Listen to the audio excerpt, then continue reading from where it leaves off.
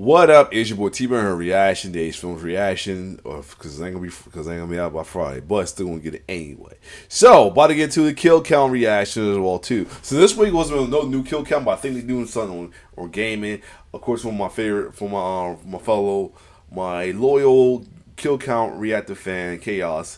The next one will be next week, which is going to be Rocky Horror's Picture Show. I think if it's something, definitely want to check it out. But that being said, I decided to do poll week. It's been a minute I did some poll week. So this poll week, I decided to do a couple personal viewer suggestion and personal choice based off of curiosity, as well as news sequels and remakes. So I'm gonna break down each choice is why I picked it. The menu was a mixture of both viewers and personal choice. Viewers, because a good amount of people was asking me to add it to the poll.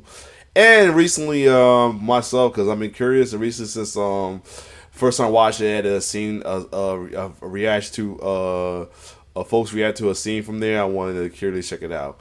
The second one choice was Ice Cream Man. Me already know, because the new remake by Eli Roth, which is a little late, but I had Terrified beat in the gore. Barbarian is connection to Weapons, as that's the director of the Weapons' first movie he directed, and Evil Dead Rises is connected to the new Evil Dead.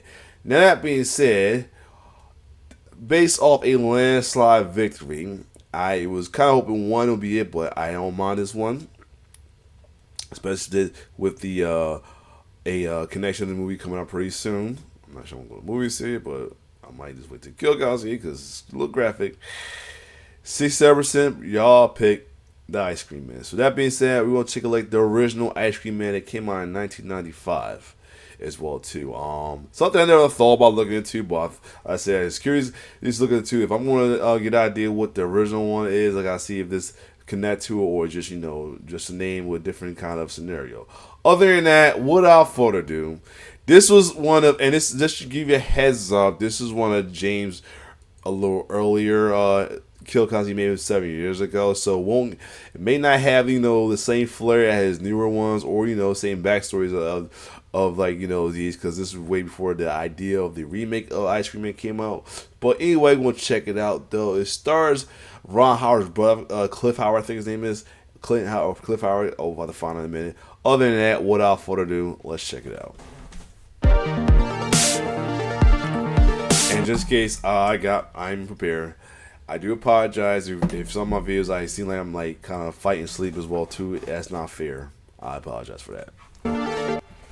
Welcome to the Kill Count, where we tally up the victims in all our favorite horror movies. I'm James A. Janice, and I am all kinds of excited right now because today, my friends, we are looking at the 1990. So it's like when he's a little slightly step up, when he rocks the costume and had a little bit edgy, but he still got like the tour de voice. force known as Ice Cream Man. This movie won a YouTube poll I made asking which older one-off you wanted to see on the Kill Count. And fuck am I glad it did, because this boy is a double scoop delight of hot fudge fuckery. We're talking straight cookies and cray-cray here, dog. It's got everything you want in a B-movie slasher. So it's kind of like the antithesis of Jack Frost. Directed by a porn director and co-written by a pair of USC students, one of them, the future writer-director of Wedding Crashers, Ice Cream Man sees Clint Howard as a deranged ice cream man who tries to kill a bunch of kids. And the kids are like actual kids, which is great. No 20-somethings playing teenagers here, just straight up adolescents, making this feel like the Goonies, only with more. Alright, so as I said, wow, so it might be a different story than what the new one has made, which like the ice cream is turning the kids into killer or whatever as well too. Decapitations and eyeballs. Plus, Olivia Hussey of the original Black Christmas and the Don't You Want It miniseries plays an elderly caretaker, all made up as though she wasn't one of the most radiant women who ever lived. That's crazy enough, but thankfully the kills are somehow even crazier. Here, I'll show you. Yep, this definitely, he goes straight to kills, no sponsor or nothing like that. And so we might get some kills that's, not censored.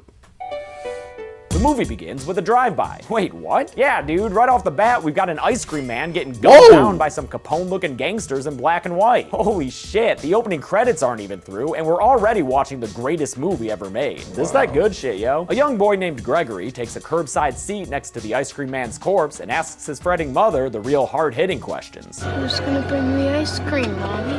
Why, you are, young Gregory, because this black and white cold open is a goddamn origin story. In the more saturated present, a den denim-vested kid named Roger takes some money out of his mom's purse and runs outside to head the line at the ice cream truck, where we meet an adult Gregory played with exquisite creepiness by Ron Howard's younger brother, Clint Howard. You didn't say please.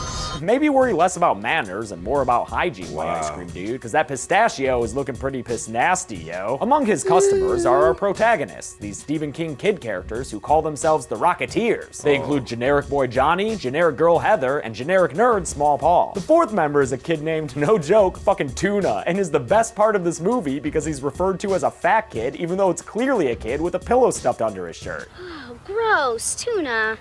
Dude, I want to, you know me, as a layout, I like to get into like the casting of these as well too, though. So I want to see who's, other than, you know, Clint, who the kids are. Is anybody that like, you know, grow up to be like stars or anything? Let me just see real quick. So yeah, let's just see. Of course, you gotta live in Huzzy.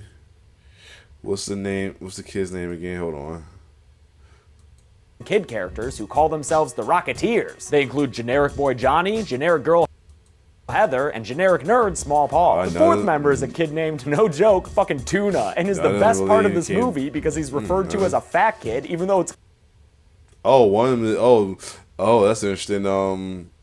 Heather voiced Phoebe on Hey Arnold. That's a cool little tidbit right there. Let me see, JoJo. Dang, none of the kids really became something afterwards. That's crazy. And not to downplay, I'm just saying, like, you expect it. But then again, they say it's a B movie, so either way. Clearly a kid with a pillow stuffed under his shirt. Oh, gross, Tuna. Tuna, you eating sand, kid. Well, I thought I recognized young Gregory. That's from Little Giant. What the fuck's wrong with you? This movie ain't afraid of themes either, since Small Paul tells the others about his latest literary dive, The Pied Piper, which is of course about a dude who got kids to follow him better than those weird, creepy YouTube channels. You know what I'm talking about. Roger's also at this park, but he ain't no Rocketeer, the fucking loser. So after the other kids all leave and a garbage picker in the park triggers some real painful memories in Gregory's fucked up head, we know that Roger's in trouble, no matter what the ice cream man says. Ice cream man feels very happy. That sounds like some evil speak to me. When Gregory gets home that night, a dog named Binky starts barking at him, so he pulls out a push-pop blade and kills the poor pooch off screen, though his whines are heard by his owner, Nurse Wharton. Hello, Nurse. She has a window-side chat with Gregory to a leitmotif that plays incessantly throughout this movie. Happy day, Nurse Wharton. He says that he hasn't seen Binky anywhere, and when she asks about the blood on his face, he allays any suspicions with a quick little taste test. It's grenadine for my ice cream treats. But yo, Gregory's a fucking liar, and you'd best look away if you don't want to see a dead dog, cause real quick, Binky's in a grinder of some sort. Damn, Gregory's fucked up. And I ain't even showing all the shots of Binky's ground up corpse, which do it! Family meatloaf that's dinner. fucked up! Right there. That That's fucked up. Oh, that's just straight up fucked up right there. Dinner is for Johnny's family, which includes his Dodgers dad, Mr. Clean, and his older brother, Jacob, a wannabe cop who's a dick about his little bro's friends. Tuna! Jake had better get used to the taste of tuna, though, because after their mom gets a call about how little Roger is missing, she tells Johnny that he's not allowed out after dark, and Jacob that he has to take his little bro to the movies tomorrow. I'm definitely not going to a G film. Yeah, movie, that was a good time to fade to black. Why not? Gregory is sleeping in a sand garden and having dreams about a clown who keeps chanting the word happy, and a younger-looking Nurse Wharton who keeps feeding him instant mashed potatoes. Present-day Nurse Wharton wakes him up out of his midday nap and sniffs at his garden, even though it's nothing but plastic flowers. When she gives him an ice cream order, he's like, you got it, and heads off through the neighborhood in his truck. He gets stopped by some cops who ask him if he knows anything about the missing kid Roger. No. Have any leads? It's classified, Ice Cream Man. It's classified. Yeah, forget it, Ice Cream Man. It's classified. Of course, before the cops leave, Gregory's got to give them some of his nasty hardpack ice cream that has a bunch of store-bought lab mice crawling around in it. Oh, and eyeballs. Delicious eyeballs. Oh, wait a minute. No. No, Gregory. Gross, man. He freaking packs that eyeball scoop inside the ice cream and gives it to the cop to chow down on. What's in it? Who asked what's in ice cream? Why would he do that? It's classified, officer. classified. Oh, that's why, for a callback. That works. Also, might as well Oh, God! chewing on an eye. Great. After their day trip to the movies, the kids all head to Tuna's dad's office. His pops, Martin, is president of something. That's placard. American I Werewolf. think that's only by day. I bet this dude's a lot more interesting when there's a full moon out. Ah! Oh, also, peep that last name, yo. Casera? Tuna Casera? Tuna Casera? Anyway, it looks like Martin is making it with a It's hustle. like one of the cops is Lee Major's son. That's Lee Major just made it a second. I thought like, why he looks a little familiar? Because he look like his dad. You know, John Malcolm Vincent, what had he been on? Airwolf. Okay, the other one's from Airwolf. Yeah, R.I.P. to him. In this movie that's not named Olivia. Yep, he's having a secret affair with local homewrecker Wanda, a character so saucy she gets her own conga drum theme music. She senselessly flirts with Gregory, even though, like, no, until Tuna makes a hilarious fart noise behind her. Too. That clears her out of the line so our Rocketeers can put it in order. When Gregory goes to get their order, we finally see hard-pack evidence that a murder did indeed take place. Right now, it's kind of an indiscernible freezer-burned body, but later we see that it's the dude who was picking up garbage in the park. I think they left it ambiguous at first, so you'd think it was poor little Roger. But, oh yeah, spoiler, it's not. Gregory ends his day by flashing back to his time at the Wishing Well Sanitarium. Okay, woo. Hallelujah. No kids getting killed. Where Yet. a happy, happy, joy, joy mantra was drilled into his brain. There are no bad days, Gregory. Only happy, happy, happy days. That night, Heather gets home and introduces a real weird side plot where her mom acts like she's possessed by an archangel. Yeah, that's what an angel possession looks like, sure. At least Heather's dad, the local reverend, thinks so. He's played by David Warner, who you may know from The Omen, or perhaps as Sydney's drama professor in Scream 2. Producer David R.I.P. Goldstein worked really hard to get established character actors in the supporting cast, thinking it would help make this movie a success. It didn't work. Small Paul winds up at the ice cream truck by himself after dark, where Gregory is, shadowboxing in a parking lot? Kinda weird, but Gregory placates Paul by offering him a free scoop of his favorite flavor. Butter brickle. But after he hands the cone over, Gregory drops the bloody garbage picking spear on the ground, and Small Paul sees it. Oh, don't worry about that, little boy. It's just my grenadine stick. The two of them have a 5-alarm stare down, and the next thing you know, Tuna is washing ashore behind a dumpster and seeing Small Paul get small-hauled into the ice cream truck. Zoinks! Gregory notices Tuna and his shoes, but before he can cast another kid-sized net, Tuna swims away in a panic. You little turds are gonna have to learn you can't run from the ice cream man! Tuna winds up underneath a tree where he finds Roger the incredible missing kid, who, like I mentioned earlier, isn't dead after all. Tuna heads home where his mom insists on a very plot-driven house rule of taking your shoes off out on the porch. Small Tuna tries to tell his parents about Small Paul, but their mouths are too busy having an argument about Big Tuna and that affair he's been having with a fish called Wanda.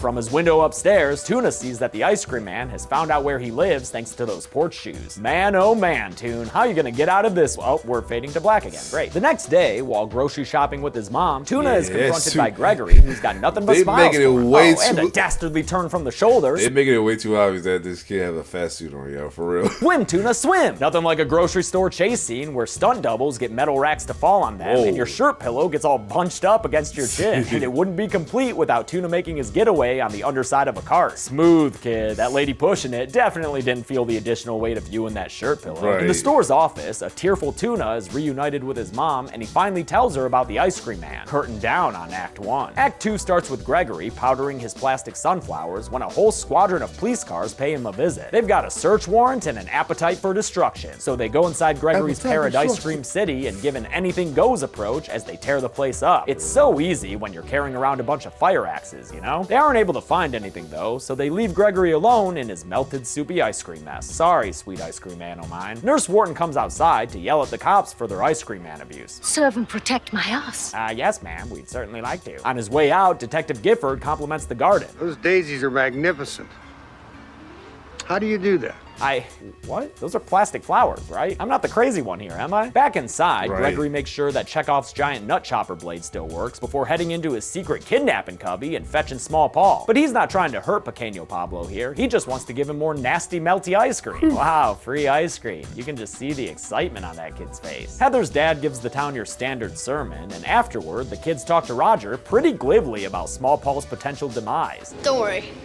There might be an opening in the Rocketeers. Damn, dude, Rocketeers fill their empty seats faster than Congress. And no wonder, look how they roll. They've got the whole damn deal going. Face paint, black berets, freaking rockets on their bikes? Oh, Rocketeers, I get it. They're out Harriet the Spying on Ice Cream Man since the adults in their life ain't worth shit. Again, there's a very Stephen King feel to this movie, and I think it works great. They watch from behind some shrubbery as Gregory takes a large wrapped object to a gravesite and starts stabbing at it with a kitchen knife. But turns out it's just a bunch of ice cream cones on a very wastefully large serving tray that Gregory leaves out for Butch Brickle, the Ice Cream King who we watched get gunned down in that black and white cold open. I guess he was Gregory's idol. The kids leave to follow Ice Cream Man, but Tuna ends up following behind, so Johnny doubles back to find him while Heather sneaks aboard the SS ice cream truck and starts taking pictures of everything inside, including Small Paul's glasses. Johnny finds Tuna and they race to get back to Heather, but then they run into the cops and Tuna freaking fires off that rocket at them. Wow, kid, you fucked up. You have fucked up now. This isn't a game, boys. Yeah, it's a DS. Double scoop. The next day, Heather drops her film off to get developed, which is something you used to have to do back in the day. Occasionally, that could lead to embarrassing situations, like the one you're about to see, because that camera belonged to Johnny's brother Jacob, and the pictures he had been taking with it weren't exactly safe for work, as his girlfriend Janet sees through the photo place's front window? What? That's one hell of a breach of privacy. Gregory peeks in on Wanda, who he sees finishing up with Tuna's dad. Stop. I'm trying to figure what else he been on besides, I feel like the what's the name's, son been, Ice Cream latest stuff. Ooh, I thought he'd been on more stuff than that.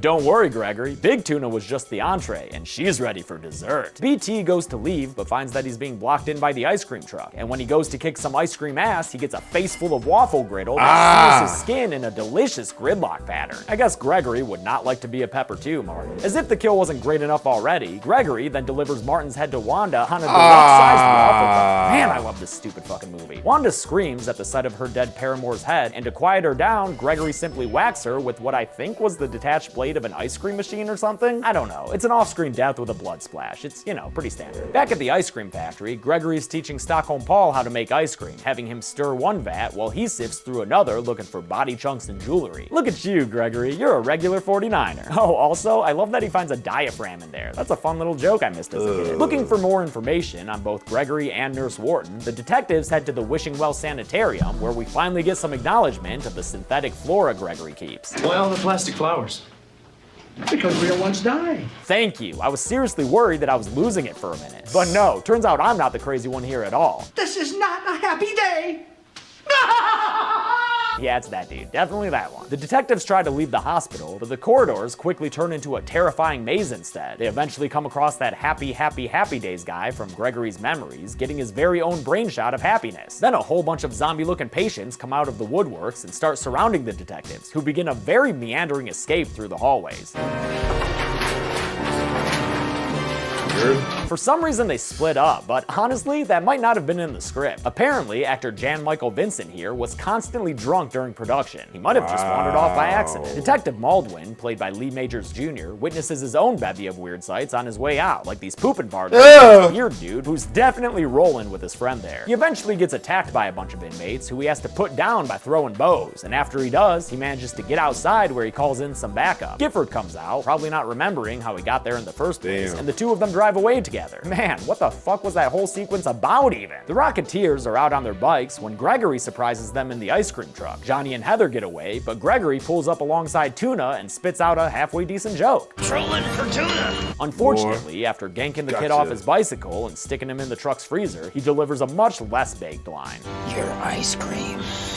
Your ice cream? What? No, he's not. He's Tuna. Johnny and Heather get back to Johnny's place, where his brother is now willing to help, having seen the incriminating pictures from the ice cream truck. He doesn't have a great idea of how police force recruitment works, though. I got the gun.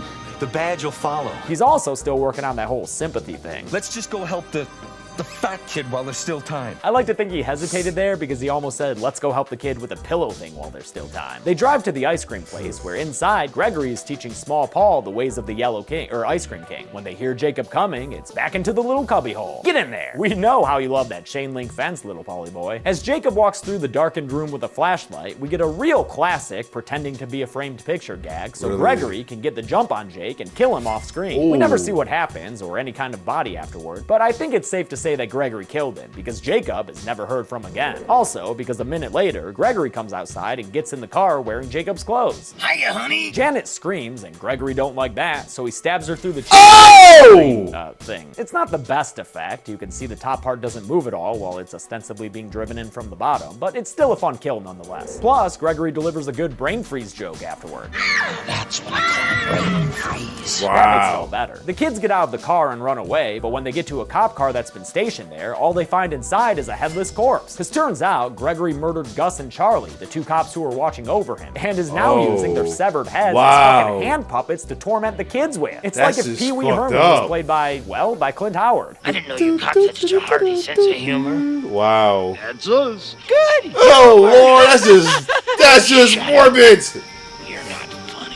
He actually carries those heads around for way longer than you'd expect. Oh God, that is morbid. Throughout the yard. Hell, even after he drops one of them, he still carries the other one around for another solid minute of screen time. He finally gets rid of it after Nurse Wharton comes out and asks him what's going on. He tells her that he's playing hide and seek with some neighborhood kids, so later on, when the kids get to Nurse Wharton's and beg her for help, she tells them to hide inside, thinking it's part of the game. Hide and seek, hide and seek. Nurse Wharton, you so wacky. During all this, Tuna has somehow managed to fight his way out of the icebox, and he nearly escapes from the truck before Gregory sees him and grabs him again. That's when the detectives show up with their guns drawn, but neither their firearms nor their skin-tight jeans can stop Gregory from closing the truck door on Tuna and then feeding him disgusting melty ice cream in the front seat. Ah, it's so gross. Gregory finally gets rid of the cops by leaping from the top of his truck and knocking them both out with a couple of ice cream scoopers. After Nurse Wharton delivers the kids onto Gregory so he can win his game of hide and seek, things are looking pretty dire for the Rocketeers. That is, until Small Paul breaks out of his Ice Cream Man infatuation and uses a flashlight and a photo of the Ice Cream King to take total control of Gregory Tudor. He's playing dangerous, but he gets Gregory to follow him, and as he does, the Ice Cream Man has various flashbacks to his time at Wishing Well. Gotta love those memories of getting Reanimator serum plunged into your brain. Small Paul leads Gregory straight to that nut chopper machine and plugs it in. It starts up and pulls Gregory inside. Come here! With a very slow motion churn. It's actually kind of disappointing as far as the kills in this movie go. You'd think it'd be a lot gorier, but I guess production couldn't get the slow-moving machine to look menacing enough. At least Small Paul gets a small joke in.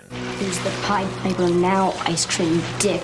Oh, The go kids ahead. are rescued, and we see that the detectives survived their scuba-doo, but sadly, Nurse Wharton is still clueless as to the whereabouts of her dog. Poor Binky. An epilogue of sorts shows the kids sometime later, Tuna having finally gotten rid of his pillow weight. The gang initiates Roger into the Rocketeers, but it's not all happy times, because it sounds like Small Paul is in therapy, churning an ice cream machine and ending the movie with a creepy smile into the camera that becomes a brain freeze frame. Baskin-Robbins has 31 flavors. Could Gregory Tudor get 31 kills? Let's find out and get to the numbers. Hold on a second. I wonder. Let me see the name of the. This is the ice. Oh, I just had to. Who's the name of the ice cream man on this one? Oh, it's the ice cream man. I wonder that gonna be Paul, Small Paul. I want that Small Paul all grown up. Anyway, let's keep going. Oh, this? Little theory. It's grenadine for my ice cream treats. Lord.